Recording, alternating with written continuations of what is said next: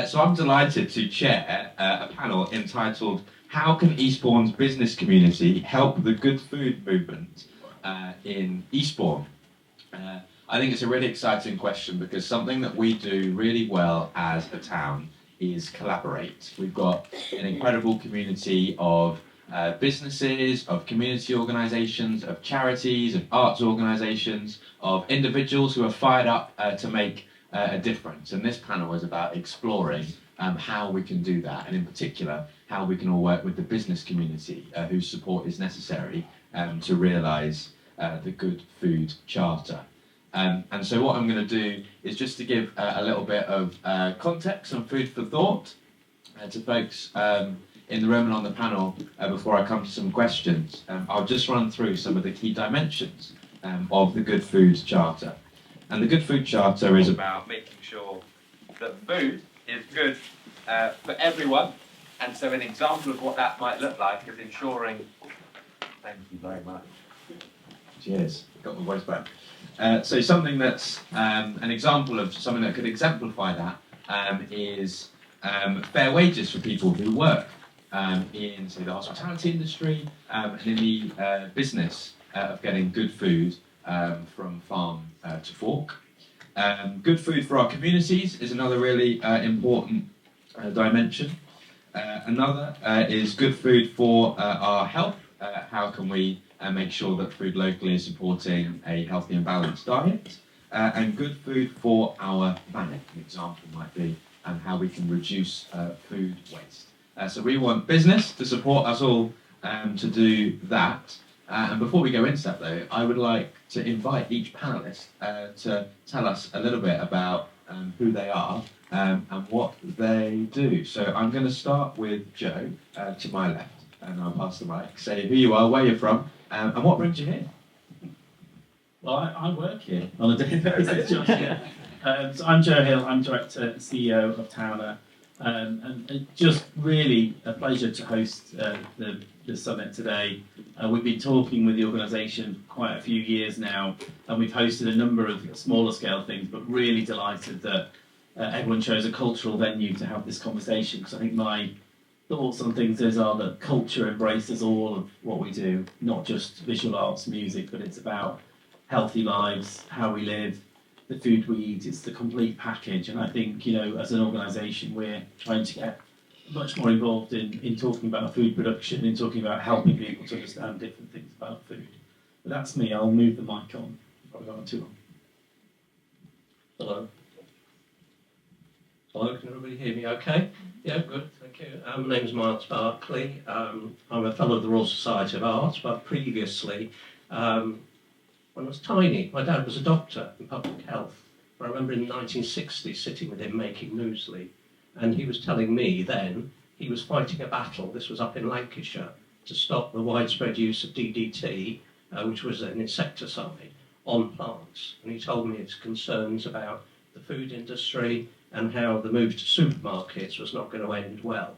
And now we've moved the clock on many decades, and sadly, but perhaps where my father thought we would be. In terms of background, I graduated in hospitality. I then worked for Trust House 40, had my own event catering and management business, which used local source suppliers, and we cooked everything from scratch. So we used a minimal amount of what are now called high-fat, salt, sugar foods or ultra-processed foods. I then became a management consultant and worked partly for the NHS on their Better Hospital Food Initiative for Alan Milburn. Sadly, that's still an issue that carries on, probably. It could be resolved, but I'm not sure whether it will be yet. And I also worked with Deloitte in London on their head office to get an international well-building standard, which included looking at nourishment across the board, and that meant going into the supply chain of the caterers that they had, and they went from a Michelin standard executive and client dining through to vending machines. But it was interesting because it required menu re-engineering, it meant looking at suppliers, it meant changing contracts. They didn't want to do it at the beginning. It was actually quite difficult for the contractors, but I compelled them to do it. And we were helped at the time by the government bringing in the sugary drinks levy, which came into force in 2018, because I could use that to leverage change within those suppliers. And then, probably lastly, recently anyway, I worked with Google, that's Google Food. They're anthropologists and food psychologists on the development of the food strategy within their new building at KGX1, which is by the side of King's Cross, which was, I think, the first £1 billion office development. So there was a lot of money went into it, but food was core to it in past agriculture. Why I'm here today is because food really matters. I think listening to Philip's presentation, we can all see why it really does. And when it comes to health and well-being and the economy of Eastbourne, it's absolutely vital. So that's me. Anyway. Thank you, Mark. I noticed people started leaving the room just as I was about to start. I was based on what I saw my gran being served in hospital last week. That still remains very much an issue, I'm afraid to say.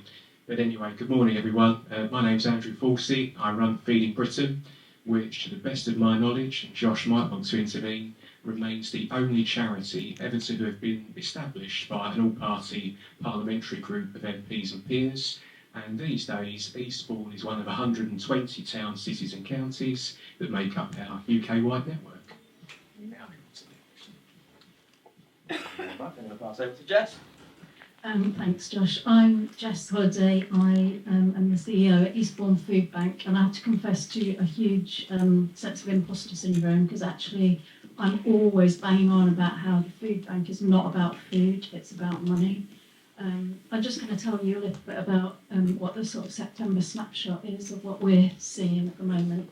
The reason I say that about money is that we really believe that ending hunger isn't about food. You know, there is food in Eastbourne, people just don't have enough money to buy it.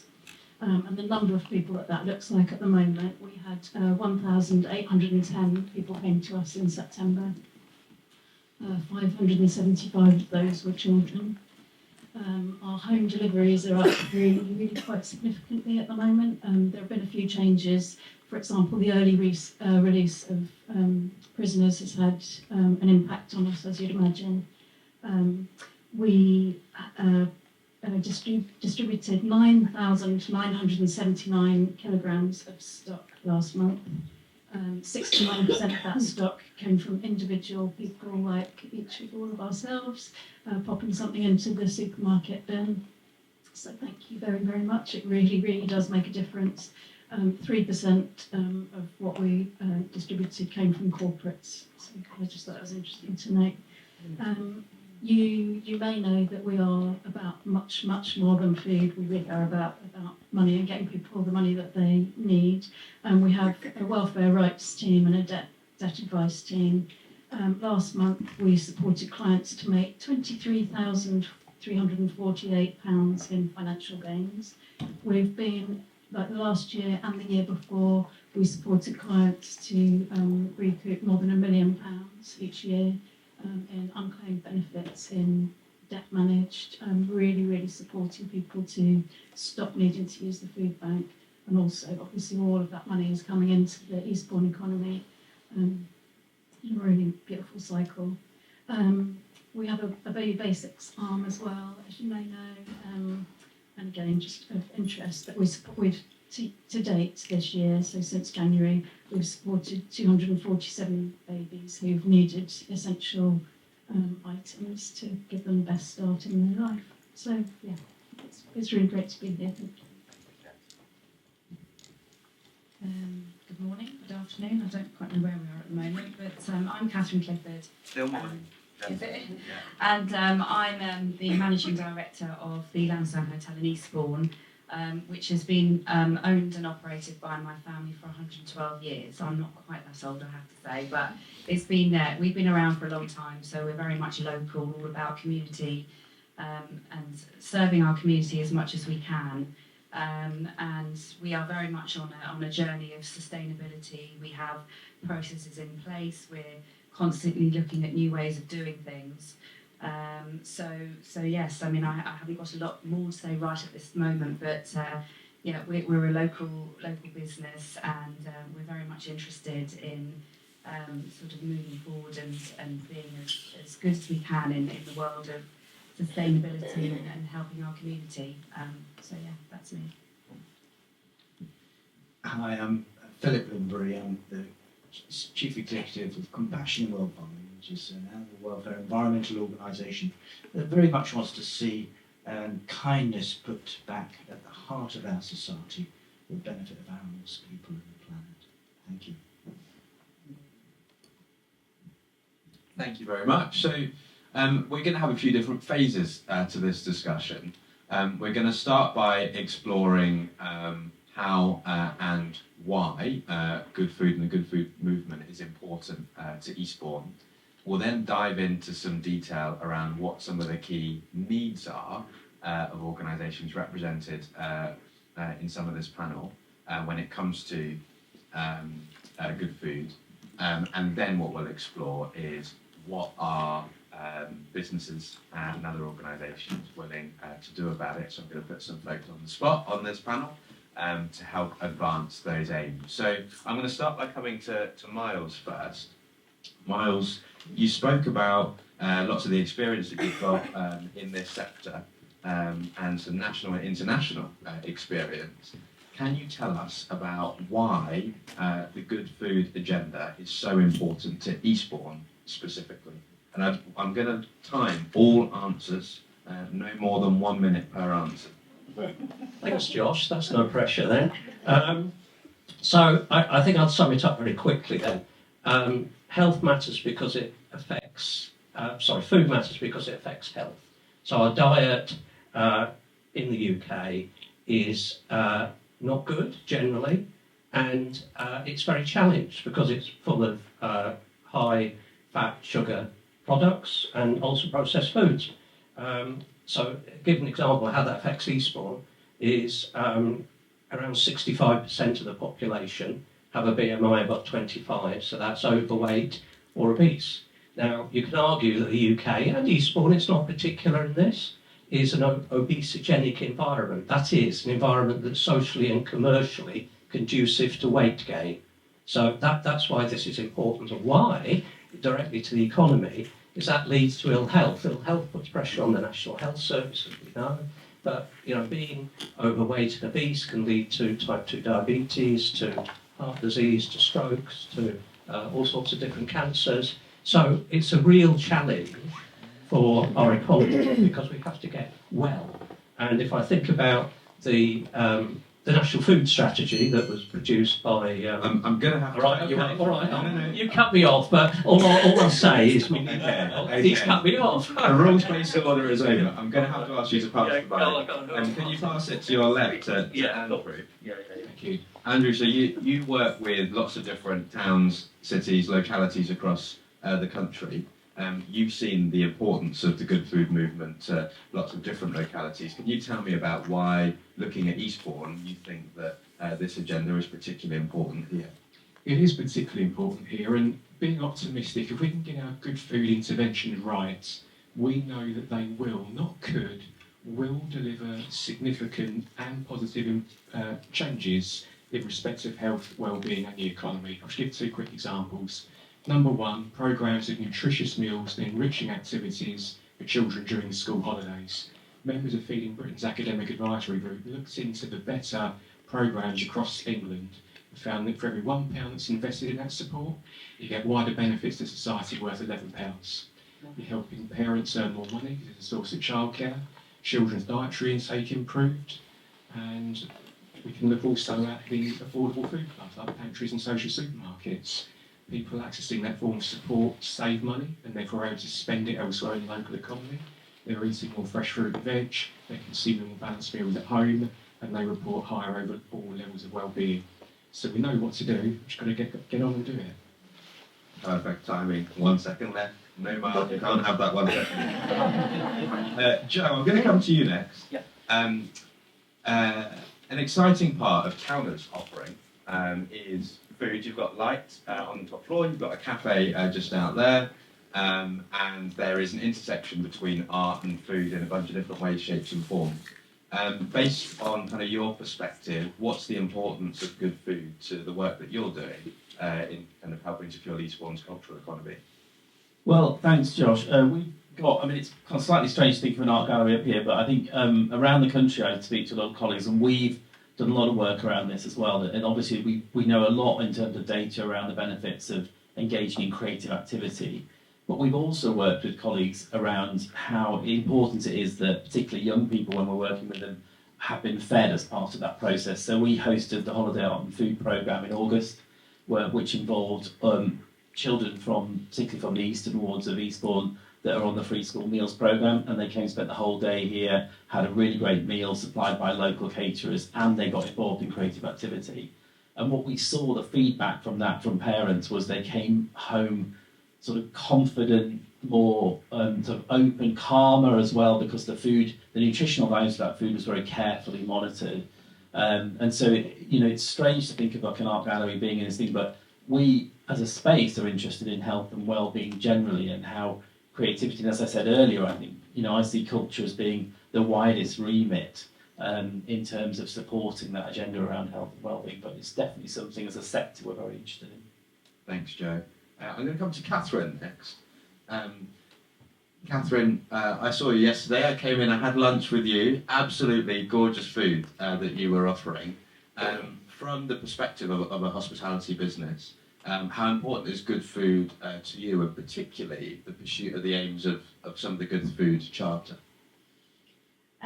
Well, I mean, obviously we ensure as much as possible that we are buying food locally, so locally sourced food, which obviously is good, as far as sustainability, and also it's good as far as our marketing and encouraging people to come to us, because people are buying into, wanting to know that where they're going and purchasing their food, going out for a meal, that where that company is invested in buying locally sourced food. Equally, as far as our staff, if I could just talk about that, because we have quite a lot of living staff, we ensure that obviously a workforce that is well fed, obviously, is a happy workforce, and we encourage them to get involved in menu planning. We have about 20 that live in. They're all fed every day, 3 times a day in some cases. So actually ensuring that our staff are well fed with healthy, good food is very important for us as a business as well. Great, thank you so much. I'm going to come to Philip next. Philip, we've heard about some of the kind of economic impacts or the economic importance of good food. Again, you operate over a pretty wide area. What do you see the key impacts being for Eastbourne in pursuing this agenda, but particularly with respect to farming that's undertaken in a compassionate way? Well, I think the key thing for us to embrace is that food produced from animals given decent lives is healthier food.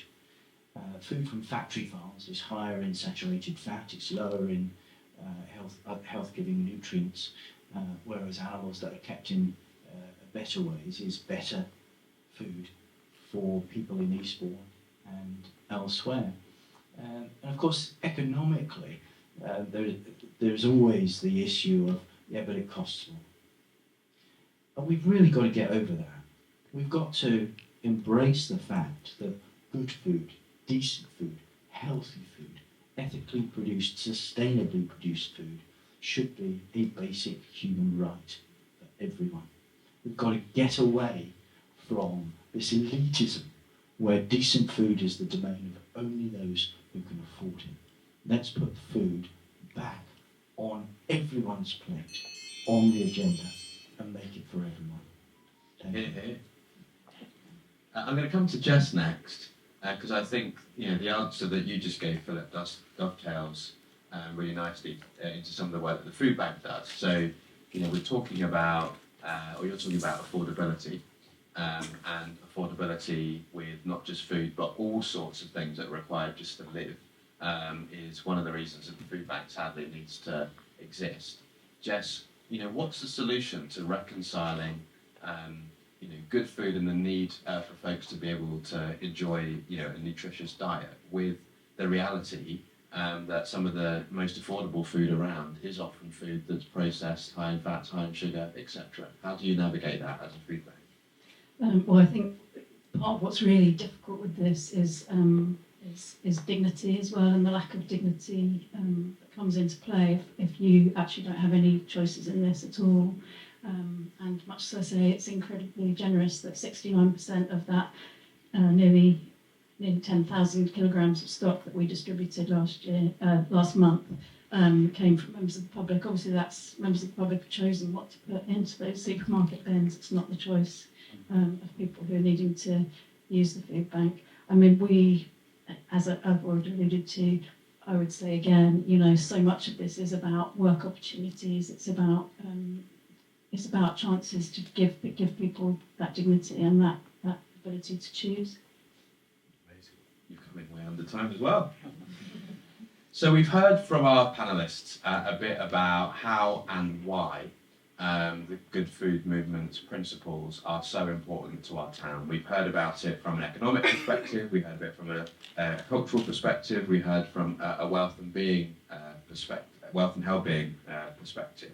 I'm now keen to understand what the organisations represented here need, in particular from business, to help achieve these goals. So I'm going to stick on you, Jess. What do you need from business to help realise some of the good food movement's goals within your work? I think that as a town, we at the Food Bank are very, very keen to end the need for ourselves. So obviously we're dealing with really immediate impact, emergency support, and we always need support with that financially, as well as in terms of food donations. But wider than that, I would say thinking about organisations like the community fridges and pantries. Sometimes there are difficulties, I think, with the infrastructure in getting food from the allotments, which is wonderfully and beautifully grown, but to get that out to the fridges and the pantries, that we really, really support the idea of pantries and fridges or community supermarkets, or whichever way we did that, but a kind of next step, affordable food places that people can go to, and I think that is something probably that business could have a play in terms of infrastructure, literally around a van. As we've talked before, Andy, haven't we, about our van? Can we use our van to get Dave's there as well, aren't you? But Dave's beautiful produce from Gather over to the fridge. That is something that probably could be helpful, and I went over that time. Right, you came under time before, so you made it up. Philip, I wonder whether you can offer us some insights based on what you've seen across the world. What's some great practice in terms of supporting that infrastructure? What's some great practice in terms of supporting the process of getting, say, crops grown in community allotments to the individuals who need it in the most kind of lean, efficient and need-driven way? Well, I think the key thing that we need from business is commitments and targets.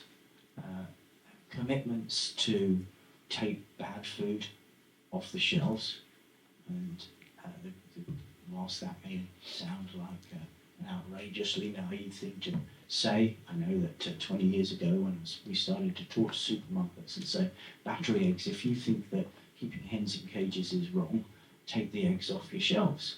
Well, don't tell us there are all sorts of reasons why they need to stay there. It's your shop. Get them off.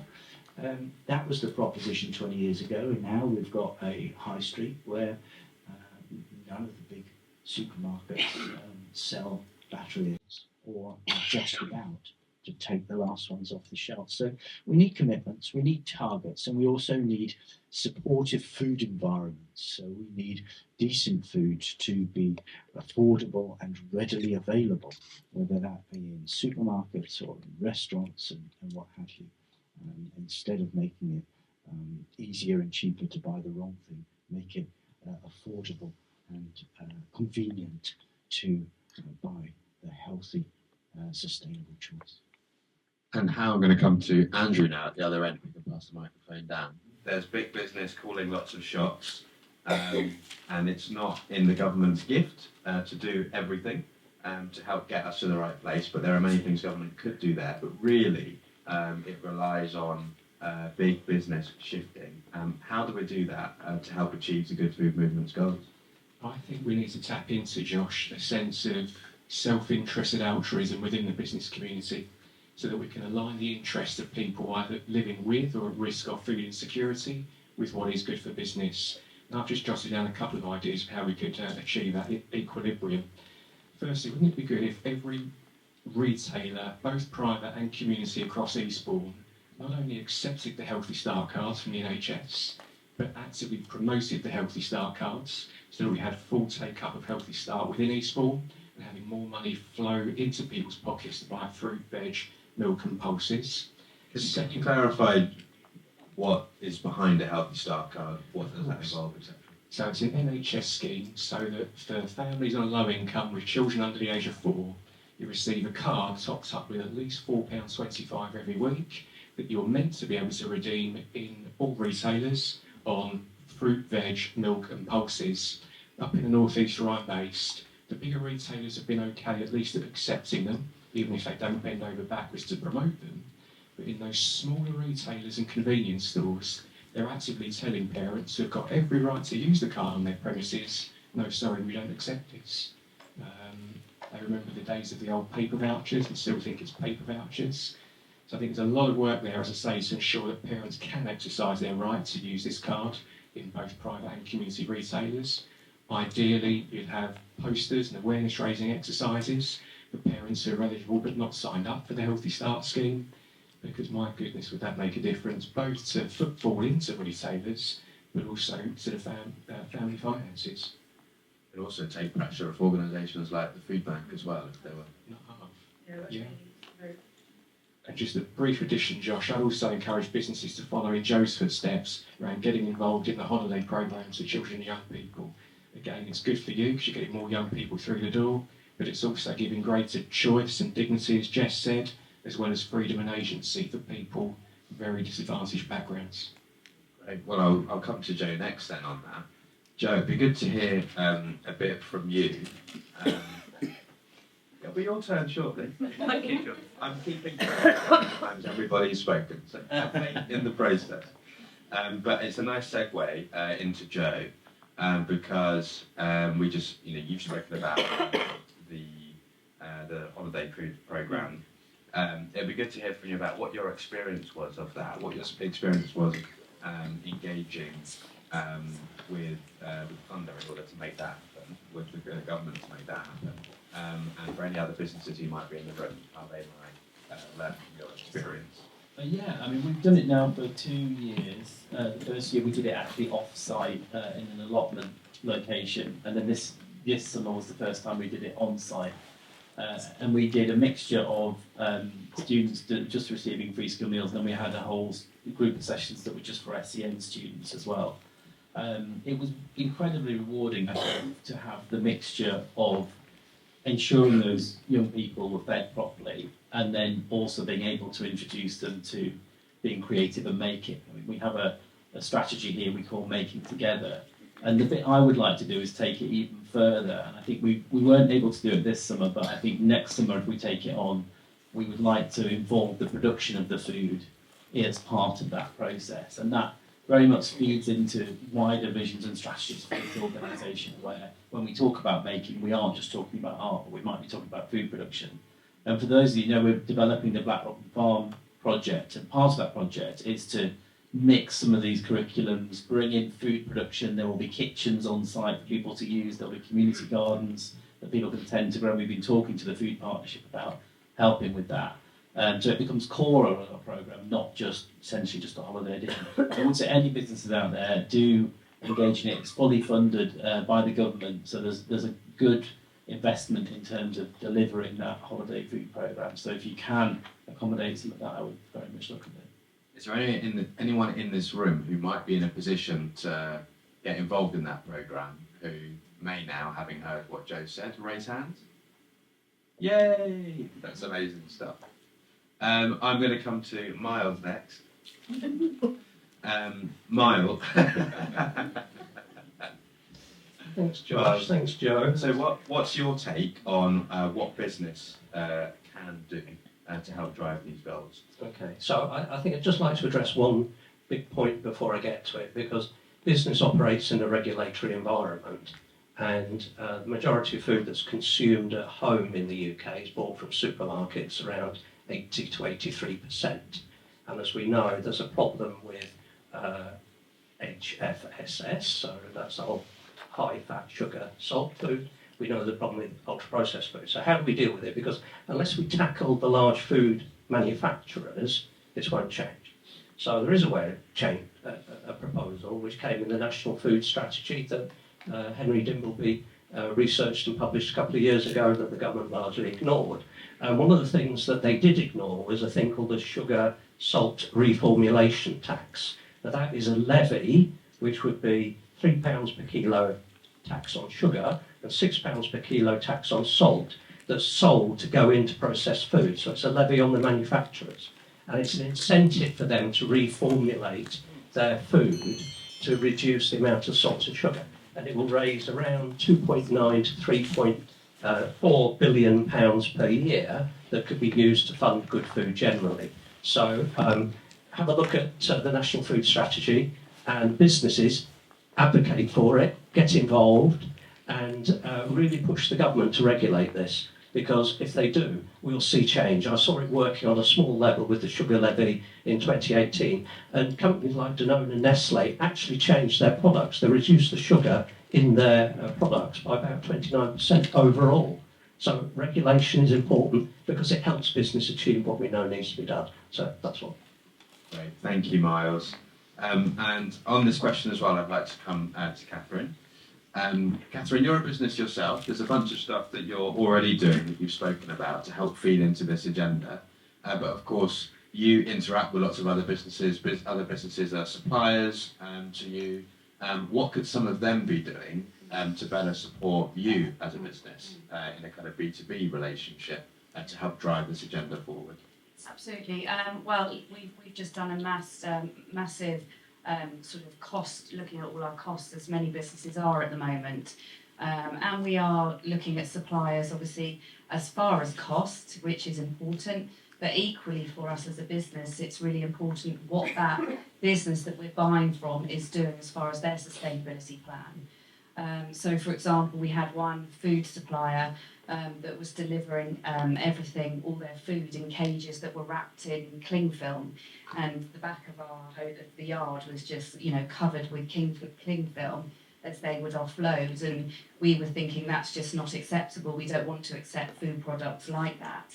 So when we are looking at going into new contracts with suppliers, I've literally just asked our new food suppliers, I want to sit down with them and I want to talk about what their sustainability practices are to make sure that they align with what we want as a business as well. So we've heard a fair bit about what business can do. We've heard a fair bit about what folks on this panel can do and are doing. And I've put you in the hot seat. We're now going to reverse the roles a bit, and you're going to get the chance to put me in the hot seat. So starting with Philip at this end and working across, it would be great in 1 minute to hear from you about what I, as Eastbourne's MP, can best do to support you and the town to achieve these goals. I would say that pushing for a decent policy framework to support good food is really key. So pushing in Westminster for new laws, tough new laws on animal welfare, on sustainable food production, and on having supportive food environments as a norm, not an exception, in the commercial environment. So supermarkets being guided by legislation to put good, decent, sustainable, high animal welfare food in ways that are accessible and affordable. That's what I would like to see. Thank you. And actually, on that, something that came across my desk the other day was that there are 5 or 6. There are 5 or 6 at least different kind of kite marks and quality standards, etc., that in some cases mean ever so slightly different things. And so the consumer it's really easy to confuse them about farming standards and all that kind of stuff behind it. So something that I've asked a few questions on to some ministers is around whether there can be any simplification of that and even more explanation so that we can support consumers to make decisions that are best for our food system as well. But yeah, in particular, I've taken away kind of more robust policy when it comes to animal welfare and standards. Thank you very much. Catherine? Well, I mean, I'm not sure if it's necessarily something you take to Parliament, but as far as obviously our local MP, on a sort of community level, I've learned an awful lot since being asked to do this talk. I was a little bit scared, like, gosh, what do I know? And I know stuff, but I've learned a lot in my research. And one thing that I didn't know or don't know as much about is all the community projects that are going on as far as the community gardens, etc. And I really think that this needs to be shouted more about as far as local businesses. I sit on the board of the Eastbourne Hospitality Association, and obviously we all buy food from different suppliers. And I think sort of like a local procurement of these, local food gardens, food growing sort of schemes, etc., would be, just having a joined up approach. So there's like one sort of database of where can we go? We might not buy there all the time, but let's shout about the fact that as businesses, we are actually buying from these local gardens, and where can there be more of these? I mean, we were only talking about, can I finish?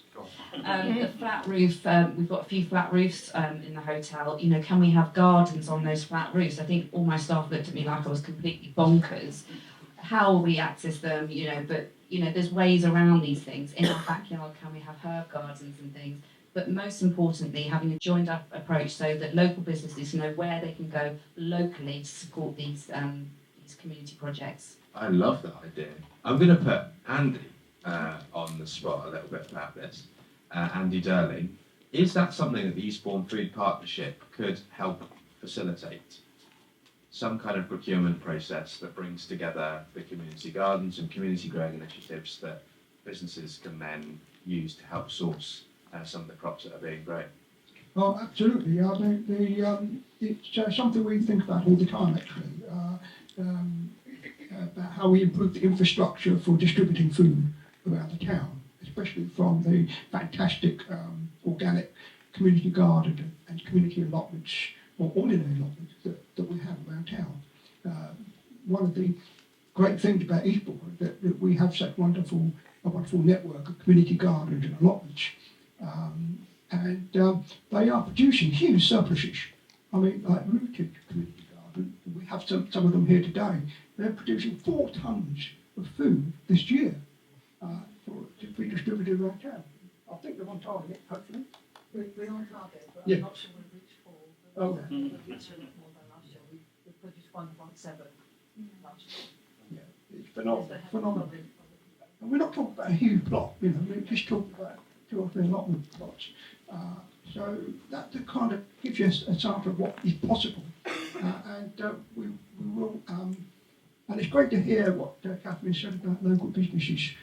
We really, really want to connect up more with local businesses because they're a crucial part of the local food network. And if we could bring community groups into a much closer relationship with local hospitality and food businesses, then fantastic, because that's going to turbocharge the development of a healthy local food system. So we're very happy as a food partnership to facilitate conversations around that. Excellent. Well, there you are, Catherine. Andy can help to facilitate some of those conversations, and I'd love to have a discussion, offline about, how to create that, quite practical infrastructure of some kind of system where community growing initiatives can literally list what they have to give, and businesses can bid for them. Some kind of marketplace, I think, would be really interesting. Jess, what can I do as our MP to help advance this agenda? In Eastbourne, Josh, I personally would love to see a sort of one-stop pay-as-you-feel social supermarket.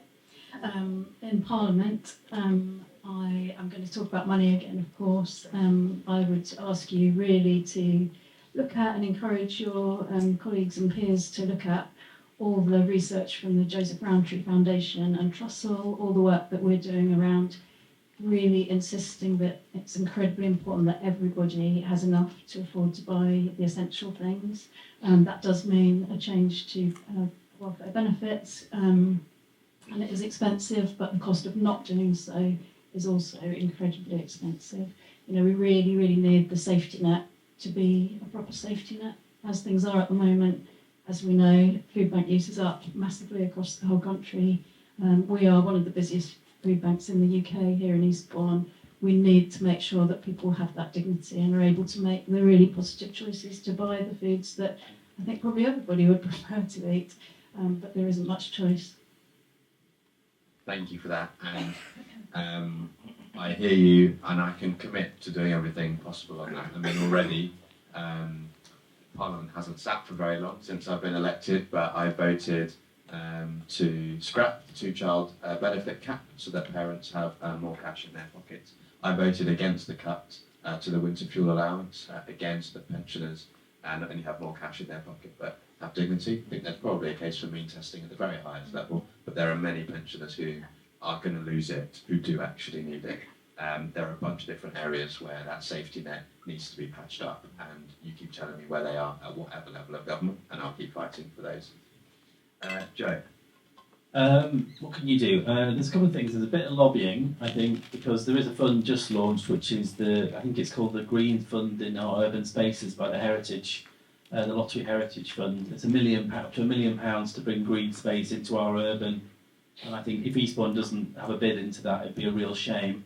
And I think if we can work in partnership with the Food Partnership on this and try and get something. Who's It's the Heritage Fund. But does it need to be council that bids? Or I'm not sure on the details, but I think we just have to make sure we're in that and then lobby hard for it. I think there's 100 awards of up to £1 million, so across the country, so we need to make sure we're in that. And I can see Steve from Eastbourne. I sent it to Steve, so he knows about it. So okay. I think we're on it. Investigating. Good, because I think it'd be a really difficult one to miss. I think if we don't do that.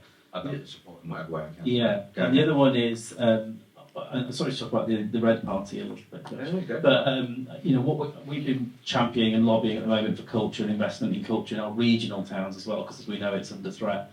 And what you start to realise is the mission-led approach of this government is a massive refreshing change, because previously the departments weren't speaking to each other at all, even to the point that they would ask me to talk to a different department about something in the previous government. Now we have a mission-led government. So what we need to do is get the cross-departmental conversations going, because what we're talking about here, it crosses DCMS, health, communities and local government. And if those departments aren't talking about pooling investment, taking pots of money from different places to invest in these things, it won't ever work. And the Treasury's not a very nice beast, actually. And if all of the departments are ganging up with certain issues, then they'll have to listen. But when each department is fighting for its own tiny budget, that's never going to work. So I would be, if you can continue to advocate to keep the mission-led approach, that'd be really good. Mission-led approach and more collaborative working, as well as that specific fund, which I will look into and I will speak to Jim Murray about as well. I'm happy to put a letter of support into. Miles, what should I be doing? I think three things would be really good. One is to look at the National Food Strategy, if you haven't seen it, that was published a couple of years ago, and bring that to life and press the government to implement it. That's really important. And one of the things within that is the sugar and salt reformulation tax that I mentioned earlier. The sugary drinks tax worked. We need to tackle these at the root, and that's with manufacturers. That's the first thing. So National Food Strategy, get them to do it. They ducked all the difficult bits, but we really do need it. The second one is to encourage support and money for the right to grow. So that's within public spaces. So it can be parks, it can be verges, it can be around hospitals. I was in Greece in the summer, an extended period. My partner had an accident, was in hospital. But the hospital where I was, or where she was in Athens, they grew lemons and they grew other fruit and vegetables in the garden. So the right to grow is really important. And then the third thing, but I'll be very, very quick about it, is maybe locally start a conversation with maybe the EHA regarding the possibility of introducing a visitor charge. So that's something that Bournemouth, Christchurch Pool have done £2 per night per visitor, and it's bringing in about £12 million, they estimate, over 5 years. That would help fund the partnership, the food partnership and other food-related issues. And thirdly, make sure that, if you can, that restaurants and hotels locally are finding and supporting regenerative farming. So I think that's important. Thank you. Bunch of stuff there I agree with. The visitor charge is an interesting one. There are swings and roundabouts to the tourist tax, essentially, but there are other vehicles as well that can be used to generate income in slightly different ways, but with a view to achieving the same end. And I know there are brainstorms happening about what those kind of things might be to help pull more resource for the town. But I know I've just got made EHA's patron yesterday, so I've got skin in the game, and I know that Catherine is really keen to explore how the EHA can help to drive more work in this area as well. So thank you. Manchester and Liverpool are all for the tourist tax. It's been very successful. Or funding culture. Yeah, I mean, it's sort of, you could really quibble at paying £2 a night per room to help finance your local services. You know, we do it all the time in Europe. Whenever I go anywhere, there's a local tax. It's not onerous. £2 a night, £3 a night. It's nothing. Not really. No. Thank you. Last but not least, Andrew. Well, it's quite the manifesto taking shape here, isn't it? So which I'll just add 3 proposals, if I may. Josh, when the Education Secretary brings the Children's Wellbeing Bill to the House of Commons, unless it's on the face of the bill, I wonder whether you might propose amendments shifting the basis of registering for free school meals and Healthy Start from opt-in to opt-out, so that all eligible families are automatically enrolled. With Healthy Start, the government have ceased collecting data for the time being, but when they were collecting it, up to 40% of eligible families were not signed up for that all-important £4 plus every week. Best estimates suggest around 11% of eligible children aren't signed up for their free school meals. Secondly, I think many businesses are giving us the impression that with a longer-term funding commitment to the school holiday programmes of meals and activities, they would be in a position to invest their time and energy and resource into getting behind it. The current round of funding expires at the end of this year, so I wonder whether in education questions or treasury questions we could see clarity from the government on that longer-term funding.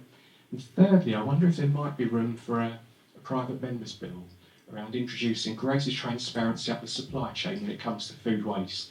How much is there? Where does it arise? And where does it end up? Because the sense, again, I get from parts of industry is that by shining that bright spotlight on where, how, and all the rest of it, the waste is arising, that could actually prevent at least some of that waste arising in the first place. Interesting. Particularly interested in the opt-out rather than opt-in. On private members' bill, I entered the ballot. I didn't get drawn out of the ballot. I'm afraid I'll try again next time. Presentation. That's still well. So we've got 10 minutes left. We've heard a lot from the panel, and we're going to hear some more, but we also want to hear from you. So if you would like to ask a question to any of the panellists or all the panellists, please do raise your hand.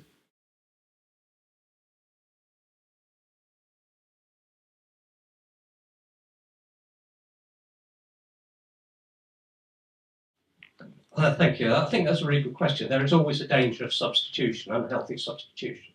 So I think what's really important is that there's full transparency over ingredients. And the way the legislation is drafted precludes the substitution of artificial sugars and other chemicals that can be used. And I mean, if we look at the amount of ultra-processed food that we have in the UK, the BMJ published a report last year, and it reckoned that about 57% of the food consumed in the UK would fall under the category of highly processed, ultra-processed foods. And to give you an example, in France it's about 17%, and in Italy 13%. So we've got a real problem. So it's going to need very good drafting and very good follow-up and consultation with the food manufacturers to achieve that. But I think it's really vital that we do it, and we do it in a transparent way. So we use all the levers we can on them to make sure it's done properly. Okay? Thank you very much. Is that right? Yeah, all good. Answer your question.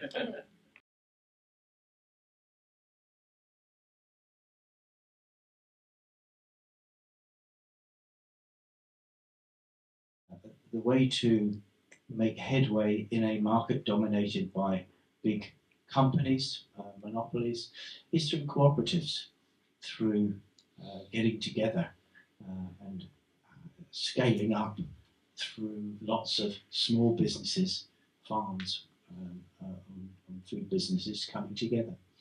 I think on the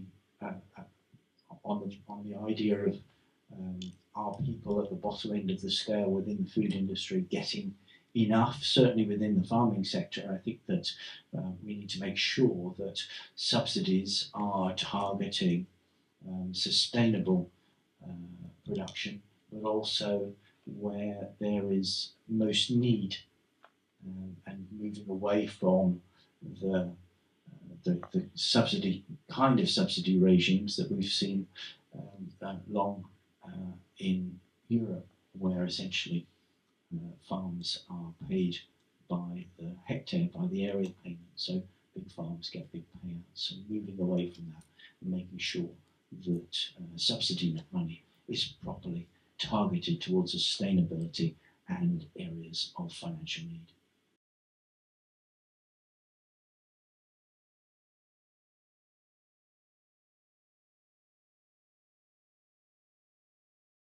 Yeah, I mean, let me be really clear. Vegan organic is a hugely important way forward, and it really fits into that broader narrative that we need to move away from our over-dependence on meat and dairy consumption. So, all for it, all power to you. Thank you. Could I just speak to the transcendental idealism, which is brilliant phrase, and I'm just going to bat it back with my own. I think kind of being in some of the parts of Eastbourne that I spend time in, I'm lucky enough and really privileged to spend time in, but in Langley and Hampden Park and places that we are situating our Foodbank, I would say that we hold on to really, really stubborn hope, and we're going to keep holding on to that stubborn hope that wages can be better, this life can be better for people. Thank you, Jess. I could not agree with you more. And as a Hampden Park boy myself, born and bred from the Wellington Trees estate, I think bold ambition and aspiration is critical. A reason that I got involved in politics, the reason that I got involved in impact making before politics is because I saw, whether it's from some of my upbringing or elsewhere, a real poverty, not just of material, but of aspiration and of hope. And I think that's as much of a killer of quality of life as some of the more material stuff are. And so I'm really proud of all of the organisations on this panel, including the Foodbank, for the bold ambition you have for the likes of my neighbours in Hampden Park and people across the country. So thank you all so much for being part of this panel, for sharing your insights. Thank you all to the audience. I'm sorry we didn't get to all your questions for listening. I also want to give a special and embarrassing thank you, I spotted him out the corner of my eye, to Ian Elgie, because Ian was one of those teachers that I had when I was at college who helped bolden my own ambition to do some good stuff in the world. So thank you so much to all of you, and see you around town.